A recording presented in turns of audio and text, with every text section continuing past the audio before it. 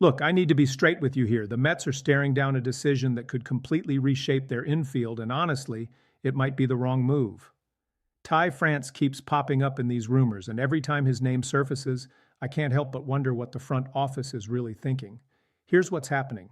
France is still out there unsigned, and the Mets keep getting mentioned as a potential landing spot. Now, France had himself quite a year defensively in 2024, snagging a Gold Glove split between Minnesota and Toronto. That's legitimately impressive. But here's the thing everyone seems to be glossing over. This guy has never been known as a defensive wizard at first base. One good season doesn't erase the track record, and his bat? It's decent, sure, but it's not what you typically want from a corner infield position. The real issue here is what happens if France actually signs with New York. Mark Vientos becomes expendable overnight. Think about that for a second.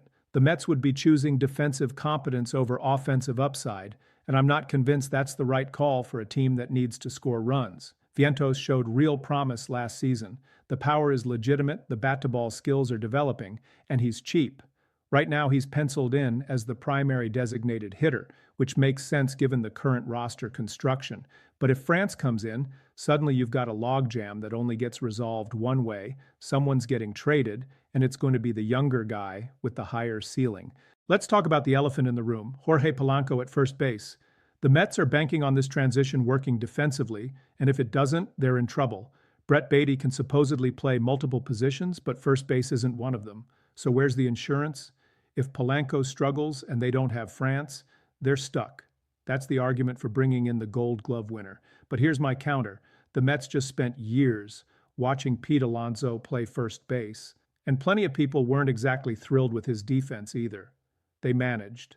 They won games. Defense matters, absolutely, but you can't sacrifice offense when you're trying to compete in the National League East.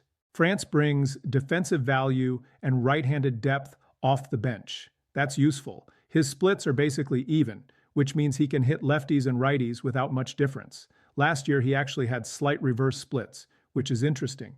But when you break down his offensive production, it looks more like what you'd want from a second baseman, not a first baseman. Ironically, that's where he started his career anyway. The flexibility argument doesn't hold up either.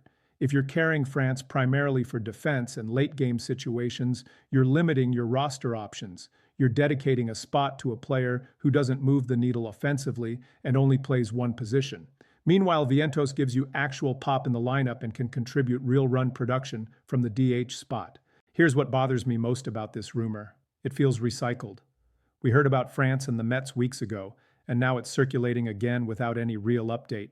That tells me either the market is completely stagnant or someone's trying to drum up interest. Either way, the Mets shouldn't be the team that panics and makes this move. The upside scenario with Vientos at DH far outweighs what France brings to the table. Yes, there's risk. Vientos is still developing. Polanco might struggle at first. But if you're building a contender, you take calculated risks on offensive talent, not defensive replacements who hit like middle infielders. Trade talks around Vientos never gained traction this winter, and there's a reason for that. Teams value what he can become. The Mets were focused on moving older pieces, guys on the decline, not young players with upside. If they really wanted to create roster flexibility, they'd explore moving someone like Luisangel Acuna first before they even think about dealing Vientos. Bottom line, the Mets need run prevention, sure, but they need run production even more. France is a nice player, he's having a solid career, but choosing him over keeping Vientos doesn't make the team better overall. Give the kid another shot. Let him prove what he can do with regular at-bats.